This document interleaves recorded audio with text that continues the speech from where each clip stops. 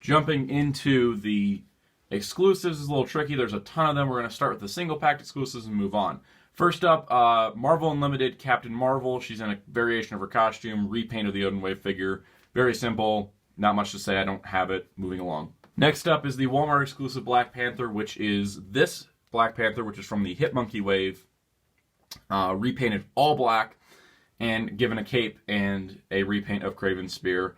Plus, I think a couple extra hands. It's a nice little upgrade. Personally, I still love the shades of blue that were in this version of Black Panther, so I'm not going to be picking that up at all. It was supposed to come out early 2017, didn't really hit till end of 2017. Starting off the wonderful Walgreens exclusives of the year, we have Invisible Woman with Herbie. This is the start of the new Fantastic Four releases that are Walgreens exclusives. While that's slightly obnoxious, they're really good at stocking these things so far, and I've had an easy time getting them, which is nice. Love the classic look of the design here. I love that she comes with Herbie, who's actually got his own little stand to stand on. She's got like a regular hand plus 2 invisible hands, and part of her arm is completely clear. What is holding this figure back from being perfect? Well, I would have liked to see an arm that wasn't partially clear and just had 2 solid arms, and then also had the option for the partially invisible arm. That would get like a powered off Sue Richards here. But overall, absolutely fantastic figure. I love it so much. And this line of Fantastic Four Marvel Legends kickstarted my love of the Fantastic Four again, since it kind of hibernated when they went into hibernation. Which means she's also followed up with her good brother, Johnny Storm, the Human Torch. I spent an entire day looking for this guy at Walgreens, and at the last one, I finally found him. I was so excited for this figure, and having it in hand, I absolutely love it. Some people are not a fan of some of the color scheme choices, but for me, I really like the way it looks, and you can see with the light shining in right at this angle, he just looks great under some good light. People have been complaining, why is the face so orange? Well, if you take a look at the design here, the actual darker parts of the flame area, so like we're here, and then the belt part, and then the logo, plus the head, that is supposed to be standard Johnny Storm colors. So if you look at Sue's costume where she's got a black belt, and black boots, and black glove areas, that's where the darker parts in this Human Torch are, which means this is supposed to be a flesh, tone for his head. So it's actually really brilliant when you break it down, and I just absolutely adore that functionality of like, this is Human Torch, not just completely dude on fire, but is just Johnny Storm engulfed in flames. Wonderful. 5 out of 5. While waiting for Mr. Fantastic and the Thing, Walgreens gifted us a nice little Christmas surprise, and that was Medusa. Now, Medusa here is mostly a repaint of the 2013 Thanos Imperative Comic-Con box set Medusa, so it's really nice to see her again. And honestly, there's not much else new she brings to the table. She's got the masked version instead of the unmasked, completely repainted costume. Overall, not too different. I love the hair. Could be bigger probably, but really nice. But overall, she's got some issues standing because her hair is really heavy, and I think it should have been a little bit longer so that she wouldn't have to adjust the neck at all. But overall, I like Medusa, but she is middle of the road, 3 out of 5.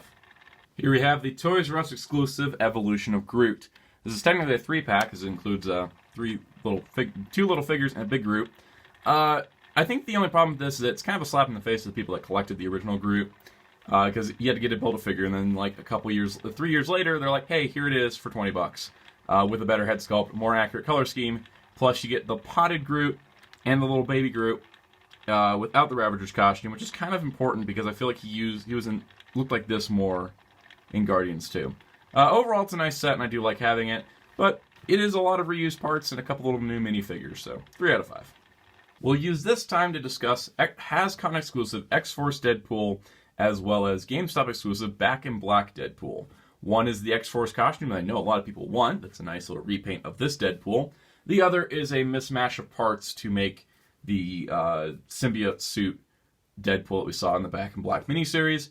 Neither one was one that I really needed. If the X-Force Deadpool comes out at retail, like some are speculating, I probably will pick it up. But I'm probably not going to go out of my way to get the Back in Black Deadpool. While I like Deadpool, he's not a super favorite character of mine, and I'm honestly pretty happy with the Juggernaut Wave one. I don't really need too many other Deadpools. Here we have the Spider-Man Mary Jane 2-pack. This is a Toys R Us exclusive that kicked off a whole year of 2-packs, and it's honestly a really good one. You get the Spider-Man Worldwide costume, which I think is probably one of my best, designed by Alex Ross, one of my favorite comic artists. an unmasked Peter Parker head that's very modern comic-like, and Mary Jane Watson for the first time. Yeah, she's reused a few parts, including Hobgoblin and Green Goblin's satchel bag, but she looks really good, and honestly, I'm not too much against the head sculpt. I think it works for her fairly well. Overall, a great 2-pack, if you can find it. Walmart exclusive Spider-Man vs. Vulture 2-pack is pretty great. Even though it's Ultimate Vulture, not Classic Vulture, I still really like it a lot. And I've done a full review on this. I don't really talk about it too much more. This 2-pack gets a solid 3 out of 5, mostly because Spider-Man's mostly a reuse, but it is the Ultimate Spider-Man cartoon version for those that love that show. Next up is the Toys R Us exclusive Cyclops and Dark Phoenix 2-pack. This is probably the best 2-pack of the year. You get Cyclops in his more classic comic style look as opposed to the Jim Lee 90s style from the Warlock wave. Plus you get this wonderful Dark Phoenix. Now Dark Phoenix here is a change up from Phoenix here, and that's just because this is regular Phoenix from the Juggernaut wave. This is Dark Phoenix. They flattened her feet so she doesn't have the standing problems anymore, and they added this cool bird effect, but most importantly they included 3 different heads. You got this one which has partial clear plastic to it, on the hair. You got this one, which is more of a less crazy evil Dark Phoenix. And then you got the standard Phoenix head, which you can see I swapped onto this Phoenix, which is kind of the intention, is that you can just kind of have a better head, which is much better than this one. This one just didn't look right, but this is much better. So I know some people have said, oh yeah, you could use this one for Black Widow. Funny how that's been going around. Or even Mary Jane for some people. But a lot of options here. I love the 3 alternate heads. Wonderful, wonderful 2-pack. 5 out of 5. Here we have the Star-Lord Nico 2-pack, which was released, was really stated to be an Entertainment Earth exclusive, but was released at pretty much all retailers. It's super cheap nowadays. I got mine like dirt cheap. It was like $15 somewhere on eBay. Star-Lord is exactly the same as the Star-Lord from the Titus wave. So if you're like me, bought the Star-Lord from the Titus wave without realizing this 2-pack was coming, then you just double-dipped on Star-Lord, and if you wanted Mantis, you just triple-dipped on Star-Lord. Too much Star-Lord. And then Ego here is a brand new figure. Looks really good. Kind of wish the alternate head had a little bit more of a expression difference. I know the original prototype, he was looking super angry on the alternate head, but not so much. It's neat to have a figure of Ego, and I'm glad to have him, but overall this is kind of a lackluster 2-pack, so it gets a 2 out of 5. Here is the Spider-Man and Iron Man 2-pack from Spider-Man Homecoming. This set, very repetitive for a lot of people. The Spider-Man is roughly the same as the one that came in the Vulture wave with a Vulture piece, so I've already got that. This is kind of repetitive. For me, I just waited and got this 2-pack. It does have an unmasked Spider-Man head with a Tom Holland likeness that's very good. The Iron Man is the Mark whatever Iron Man armor from Homecoming. It is unique in the fact it has this empty head sculpt, which I kind of want to show off closer. There is no Tony Stark in there. It's an empty suit, much like in the movie itself, which makes it really cool. So, repeated Spider-Man that, you know, is got a really good head sculpt, and an Iron Man that has a unique feature. So it's a 3 out of 5. It's honestly a really good 2-pack. Here we have the Thor and Valkyrie 2-pack from Thor Ragnarok.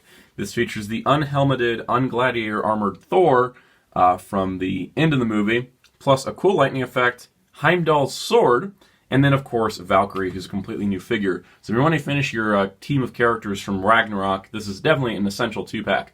My recommendation, don't buy the Gladiator Thor in the Hulk wave. Buy that piece online on eBay. Get this figure. This is a much, much improved figure with a wonderful head sculpt. I really like this Thor. Valkyrie's okay. I kind of wish there was a way to store her shield, like her sheath, as she did in the movie. But honestly, this set is just fantastic. Brand new sculpt of Valkyrie. Thor is just amazing. 5 out of 5. Capping off the 2-packs for this year was the Toys R Us exclusive Hydra Trooper 2-pack. Didn't pick it up. Really neat set because it comes with a lot of alternate parts, a lot of reused parts to give you kind of like a lot of options to make a lot of Hydra Troopers.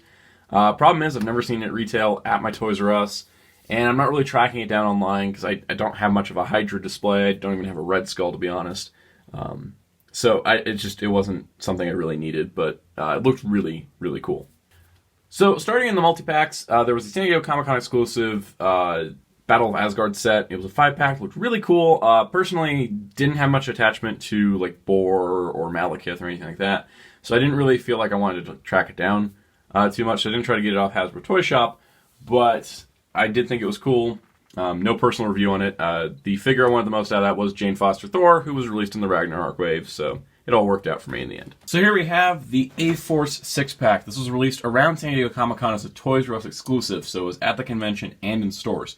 I wanted this set mostly for, like, this half of it. Not as much this half of it, but it did actually surprise me a whole lot. Picked it up with some coupons and rewards points at Toys R Us, which really helped. This is a $120 set, but you do get 6 new female characters for Marvel Legends. The only one I think has been made before is She-Hulk. She-Hulk has been made a couple times in Marvel Legends, but it's been about a decade. And in that time, we got a red She-Hulk on the larger female body mold that like Thundra and Valkyrie used. So it's nice to see She-Hulk finally on this mold in her modern costume. Lady Sif for the first time, absolutely wonderful figure. Lady Loki for the first time, which is probably the most recent comic Loki that we've gotten, and I don't really need any others. This one's pretty good.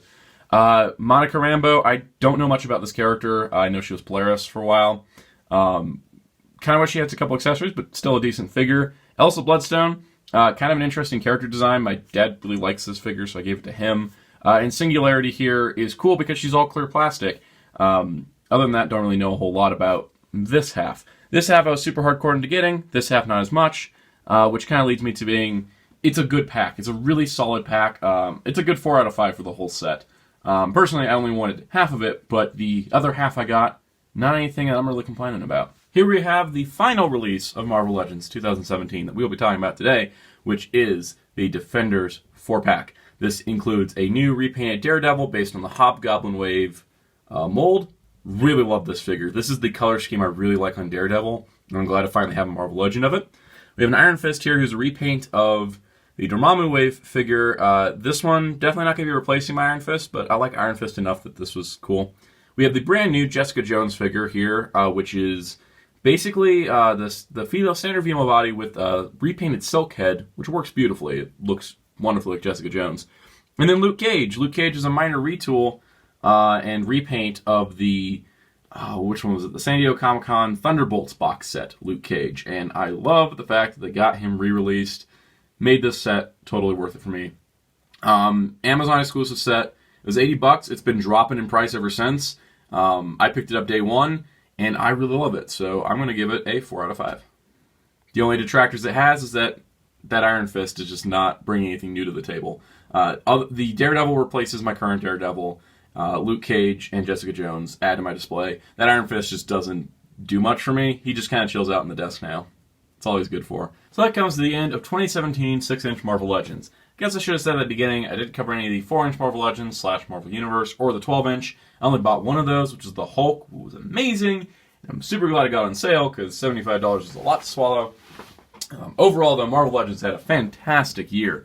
In my personal opinion, I think this is probably one of the best years of the line, and it's the one that actually got me into collecting Marvel stuff. Because before, I was mostly buying Spider-Man characters and a few random heroes here and there, and I picked up the Juggernaut wave for X-Men, but didn't really open them until earlier this year, because Marvel Legends really showed to me this year that there was going to be stuff happening. And they made a lot of characters that I really liked, and so I started going into, well, why don't I get this figure? Or, oh, I want to build Man-Thing. Let me see these other figures I got. Oh, I should look up some stuff on these characters. And I started reading more Marvel comics this year, and I started really enjoying a lot of the stuff I found. I'm still very much specific in what I like from Marvel. It's not like with DC, where I pretty much love everything, which is why I just buy all the DC, multiverse figures that come out, because I've been collecting DC classics for several years now. But for Marvel, I kind of I'm picky and choosy a lot.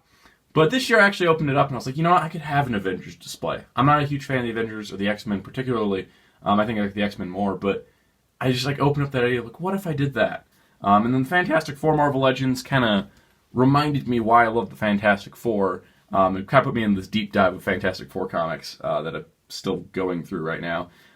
The Gladiator Hulk also just got me back into Hulk stuff for a lot of good reasons. It kind of reignited those things about Marvel that I love, that the movies haven't been touching upon, and now we're here. So to wrap it up, here's my top 10 list for Marvel Legends for 2017. This is my personal picks. You saw me gush about a lot of these already, so shouldn't be too many surprises. So starting off, we have an honorable mention here of the Green Goblin. Wonderful figure, but mostly a Hobgoblin reuse, so it's not too exciting. Number 10, the Thor from the Valkyrie 2-pack. Really love that guy. Super cool figure.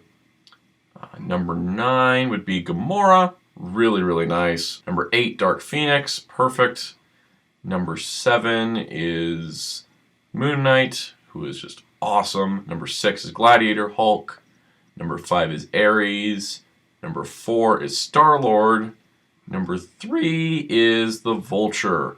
I really love that Vulture, but he's not as important to me as Invisible Woman and Human Torch, who are the 2 most important figures to me this year. Not necessarily the best figures of the line, but they meant a lot to me as they are the Fantastic Four, half the Fantastic Four, and I'm so glad to see them come back. This whole year has been a rekindling of what I love about Marvel via action figures, and I think it kind of tops it off with these 2 in the front. They're just that cool to me. Overall, really stellar year for Marvel Legends. Really enjoying it. Let me know in the comments below if you want to see more videos like this. Hit the like button if you want to see more Marvel Legends reviews in the future. I have Black Panther Wave figures coming soon. And yeah, stay tuned to Hero Club for all of your Marvel comics and toy news. And stay here, subscribe to Soundout 12 for any future Marvel Legends videos coming up. This is a line I really love, and I'm looking forward to 2018 and what the future has in store. So until next time, this is Soundout saying goodbye.